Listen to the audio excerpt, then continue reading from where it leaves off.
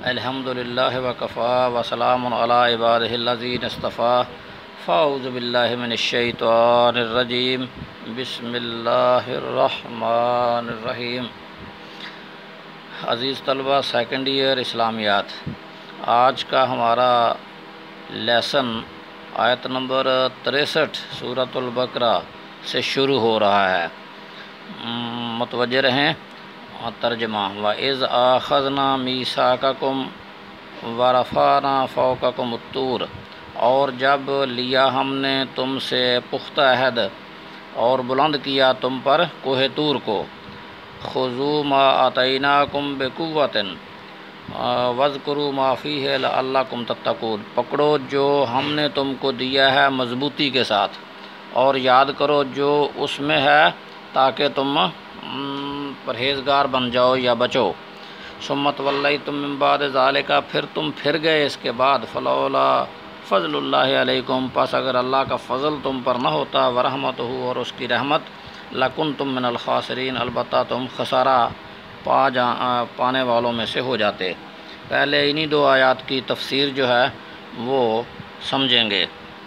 یہ 10ویں نعمت کا ذکر ہے، کیونکہ اخذ میثاق بھی ان لوگوں کی مصلحت کے لیے تھا۔ جب تورات نازل ہوئی تو اسرائیلی شرارت سے کہنے لگے کہ اتنے احکام کی پیروی ہم سے نہ ہو سکے گی۔ اس پر اللہ تعالیٰ نے ایک پہاڑ کو حکم دیا جو ان کے سروں پر چھتری کی طرح چھا گیا۔ آخرکار بنی اسرائیل نے کوئی چارہ کار نہ دیکھ کر احکام کی پیروی کا اقرار کر لیا۔ وَلَقَدْ عَلِمْتُمُ الَّذِينَ اعْتَدَوْا مِنْكُمْ فِي السَّبْتِ فَقُلْنَا لَهُمْ كُونُوا قِرَدَةً خَاسِئِينَ، اور البتہ تحقیق ہم جانتے ہیں تم میں سے ان لوگوں کو، اعتدوا جنہوں نے جو حد سے نکل گئے، منکم تم میں سے، فی السبت ہفتے کے دن میں۔ فقلنا، پس ہم نے کہا، لہم ان سے، کونوا ہو جاؤ، قردۃ خاسئین، بندر ذلیل۔ فجعلناها نکالا لما بین یدیہا وما خلفہا وموعظۃ للمتقین، پس کر دیا ہم نے اس کو عبرت، اس واقعے کو ہم نے عبرت بنا دیا ان کے لیے جو اس دور میں موجود تھے اور ان کے لیے جو بعد میں آنے والے ہیں، اور نصیحت پرہیزگاروں کے لیے۔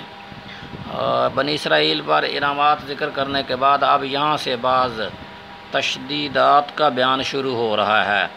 مفصل قصہ سورہ اعراف میں ہے کہ ہفتے کے دن ان کو یعنی یہودیوں کو شکار کی ممانعت تھی، اور ہفتے کے دن کو عبادت کے لیے مخصوص کرنے کا حکم تھا، مگر اس ممانعت کے باوجود انہوں نے فریب کاری اور ہیلہ سازی سے شکار کرنا شروع کر دیا۔ اللہ تعالیٰ نے اس جرم کی سزا میں ان کی شکلیں مسخ کر کے بندروں جیسی بنا دیں۔ حضرت ابن عباس رضی اللہ عنہ فرماتے ہیں کہ مسخ شدہ قوم 3 دن کے بعد زندہ نہیں رہتی۔ ایک صحیح حدیث سے بھی اس کی تائید ہوتی ہے جو صحیح مسلم کتاب القدر میں حضرت عبداللہ بن مسعود رضی اللہ عنہ سے مروی ہے۔ بخاری میں جو بندروں کے رجم کا واقعہ ہے، اول تو یہ عمر بن میمون تابعی نے ایک جاہلی قصہ بیان کیا ہے، حدیث نہیں ہے، اور اس میں بہت سے احتمالات ہو سکتے ہیں، اور پھر بخاری کے اکثر نسخوں میں یہ واقعہ مذکور بھی نہیں ہے، اس بنا پر یہ قابل اعتراض نہیں ہو سکتا۔ قرطبی: اس آیت سے امت محمدیہ کو یہ بھی تنبیہ ہے کہ مبادا تم بھی یہود کی روش اختیار کر لو اور تم پر اللہ تعالیٰ کا عذاب آ جائے۔ حدیث میں ہے کہ یہود کی طرح ادنا ترین ہیلوں سے اللہ کے محرم یعنی حرام کردہ چیزوں کو حلال بنانے کی کوشش نہ کرنا۔ ابن کثیر بحوالہ ابن ماجہ: مغرب کے یہود اور عیسائیوں کے ہاں سے علم اور ضرورت کے نام سے بعض مسئلے آتے ہیں تو مسلمانوں کا مرعوب ذہن ارتقائی ضرورتوں کی آڑ میں قرآن اور حدیث سے ان کے جواز پر دلائل کشید کرنا شروع کر دیتا ہے۔ اللہ تعالیٰ اسلام کو ایسے نادان دوستوں سے محفوظ رکھے۔ وآخر دعوانا الحمدللہ رب العالمین۔